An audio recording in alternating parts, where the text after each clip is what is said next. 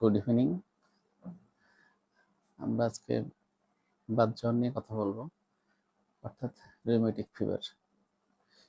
Usually যেটা হয়, সোর throat অর্থাৎ গলা ব্যথার কয়েক সপ্তাহ পরে বাতজ্বরটা দেখা দেয় এবং এর অনেকগুলা সিমটম থাকে।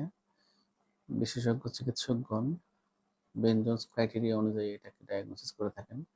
তবে সাধারণের বোঝার জন্য মাইগ্রেটরি লার্জ জয়েন্ট পলিআর্থ্রাইটিস, অর্থাৎ একটা বড় জয়েন্টে ব্যথা হবে, সেটা ভালো হওয়ার আগেই আর একটা বড় জয়েন্টে ইনভলভ হবে এবং এর সাথে আরো অনেকগুলো সিমটম থাকবে। তো এই যে বাতজ্বরটা, এটার পরিপূর্ণ চিকিৎসা করতে হয়, অর্থাৎ শেষ অ্যাটাক থেকে কত বছর খেতে হবে পেনিসিলিন, অথবা একটানা কত বছর, এর গাইডলাইনটা সাধারণত বিশেষজ্ঞ চিকিৎসকগণ দিয়ে থাকেন। যদি বাতজ্বরের চিকিৎসা ঠিকমতো না করা হয়, পরবর্তীতে হার্টের ভালভে ইনভলভ করতে পারে, যেমন হচ্ছে মাইট্রাল ভালভ, অ্যাওর্টিক ভালভ, এবং একটা পর্যায়ে যে এমন হতে পারে মাইট্রাল ভালভ রিপ্লেসমেন্ট লাগবে, অ্যাওর্টিক ভালভ রিপ্লেসমেন্ট লাগবে। সেটা মেটালিক হতে পারে,